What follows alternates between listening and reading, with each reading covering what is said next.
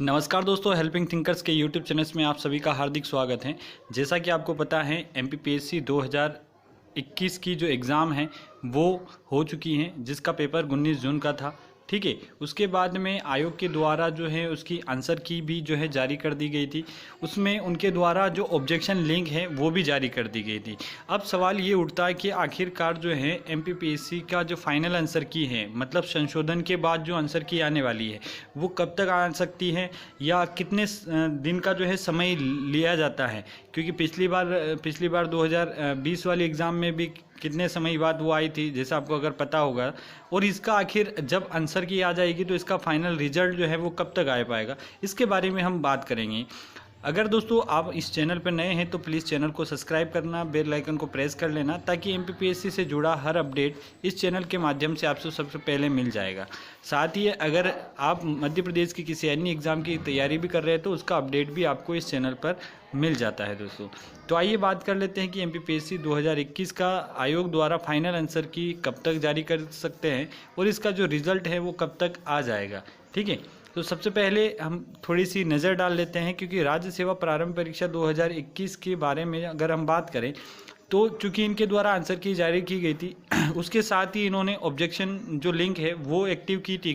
Objection क्या, यानी किसी प्रश्न पर आपको आपत्ति है तो उसकी तारीख आपको 25 जून से लेकर 1 जुलाई, यानी आज उसकी लास्ट तारीख है। अगर आपको लगता है कि अभी भी अगर किसी प्रश्न को लेकर लगता है कि ये आपत्तिजनक प्रश्न है तो आप उस पर आपत्ति दर्ज कर सकते हैं। तो आज उसकी दोस्तों लास्ट तारीख है और ये जो है आज 12 बजे तक जो है ये लिंक ओपन रहेगी, उसके बाद में ये बंद हो जाएगी। अब सवाल ये उठता है कि 1 जुलाई तक यानी आज आपके अगर ये लिंक बंद हो जाएगी तो कितने समय बाद एमपीपीएससी के द्वारा जो फाइनल आंसर की, क्योंकि संशोधन करने के बाद कुछ सवालों में हो सकता है वो उनके आंसर चेंज करे, या फिर ऐसा हो सकता है कि कुछ सवाल ऐसे भी होंगे जिनके आंसर ए और बी दोनों मान लिया जाएगा, या ऐसा हो सकता है ए सी दोनों मान लिया जाए। ठीक है, तो वो पूरा संशोधन करने के बाद में इनके 2-3 दिन इनको रिसर्च करने में कम से कम लगेगा। ठीक है, तो उसके बाद में जैसे कि आज 1 जुलाई है, 1 जुलाई हो गया, आपका जितनी भी आपत्तियां दर्ज करनी थी वो आपने दर्ज कर दी।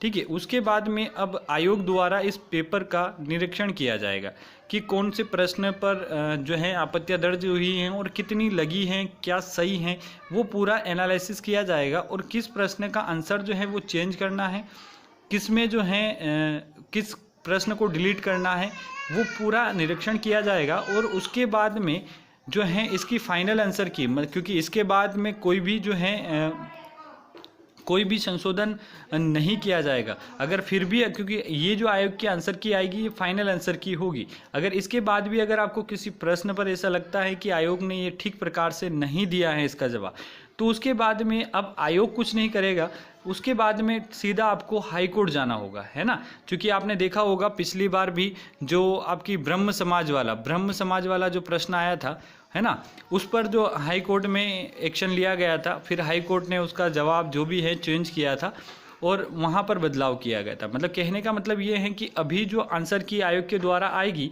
वो एक तरीके से फाइनल आंसर की होगी आयोग की ओर से। फिर भी अगर आपको किसी प्रश्न पर आपत्ति लगती है तो फिर उसके खिलाफ आपको हाई कोर्ट तक जाना पड़ सकता है। ठीक है, तो आयोग कब तक ये आंसर की जारी कर सकता है, तो देखिए आप ये मान के चलिए कि आज 1 जुलाई है, 1 जुलाई को आपका जो है पूरा एक ख़त्म हो जाएगा। ठीक है, अब आयोग इसके ऊपर निरीक्षण करेगा तो लगभग 3-4 दिन तो इनको लगेंगे।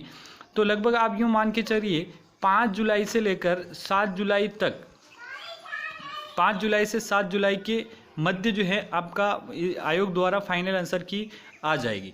ठीक है, हो सकता है 5 तारीख से 1 दिन पहले भी आ जाए, और हो सकता है अधिकतम ये 8 तारीख, मतलब 8 तारीख के बीच में ये पूरी आपको आयोग जो है अपनी फाइनल आंसर की जारी कर देगा। ठीक है, और उसके बाद में लगभग ये सब मान के चलिए कि 15 या 20 दिन के अंदर जो है वो फाइनल कट ऑफ भी जारी कर देगा। ठीक है, अगर आयोग अपनी रफ्तार से काम करता है तो, और फिर उसके बाद तो आप आयोग को जानते ही हैं। ठीक है ना, तो इसके बारे में मुझे ज़्यादा कुछ कहने की आवश्यकता नहीं है। तो आप ये मान के चलिए कि 5 तारीख से 7 तारीख के बीच में आपका जो है फाइनल आंसर की आयोग के द्वारा जारी कर दी जाएगी, है ना दोस्तों। तो इस तरीके की अपडेट के लिए आप हमसे जुड़ सकते हैं। आपको किसी प्रकार का संदेह है तो आप मुझे कमेंट बॉक्स में बता सकते हैं। आपके हर संभव प्रश्न का जवाब देने का मैं प्रयास करूंगा। शुक्रिया दोस्तों। जय हिंद, जय भारत।